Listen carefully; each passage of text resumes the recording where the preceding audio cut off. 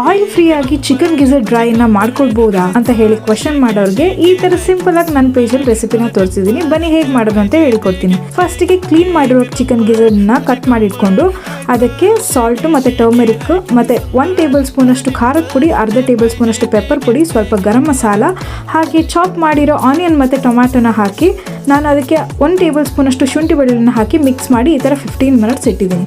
Next ಅದೇ ಬಾಣಲಿನ gas ಮೇಲೆ ಇಟ್ಟು ಹೈ ಫ್ಲೇಮಲ್ಲಿ 2 to 4 ಮಿನಿಟ್ಸ್ ಹೈ ಫ್ಲೇಮಲ್ಲೇ ಸಾಟ್ ಮಾಡಬೇಕು. ಮತ್ತು ಮೀಡಿಯಮ್ ಟು ಲೋ ಫ್ಲೇಮಲ್ಲಿ ಇಟ್ಟಾಗ ಅದನ್ನು ಬೇಯಿಸೋಕ್ಕೆ ಶುರು ಮಾಡಿದಾಗ ಈ ಥರ ನೀರು ಬಿಡೋಕ್ಕೆ ಶುರು ಮಾಡುತ್ತೆ. ಸೊ 15 ಮಿನಿಟ್ಸ್ ಇದನ್ನು ನಾನು ಮುಚ್ಚಿಬಿಟ್ಟು ಬೇಯಿಸ್ತಾ ಇದ್ದೀನಿ. ಹಾಗೆ ಮಧ್ಯದಲ್ಲಿ ಇದನ್ನು ಮಿಕ್ಸ್ ಮಾಡ್ಕೊಳ್ತಾ ಇದ್ರೆ ಆಯಿತು, ಯಾಕಂದರೆ ತಳ ತಾಗಬಾರ್ದು ಅಂತ. 15 ಮಿನಿಟ್ಸ್ ಆದಮೇಲೆ ಅದು ಈ ಥರ ಡ್ರೈ ಆಗೋಕ್ಕೆ ಶುರು ಆಗುತ್ತೆ. ಆವಾಗ ಒಂದು ಅರ್ಧ ಲೋಟದಷ್ಟು ನೀರನ್ನು ಹಾಕಿ ಇದನ್ನು ಚೆನ್ನಾಗಿ ಮಿಕ್ಸ್ ಮಾಡಿಬಿಟ್ಟು ಮತ್ತೆ ಮುಚ್ಚಿಬಿಟ್ಟು ಒಂದು 10 ಮಿನಿಟ್ಸ್ ಬೇಯಿಸಿದ್ರೆ ಸಾಕು, ಅಷ್ಟೇ. ಗಿಜರ್ ಡ್ರೈ ಅಂತೂ ರೆಡಿ.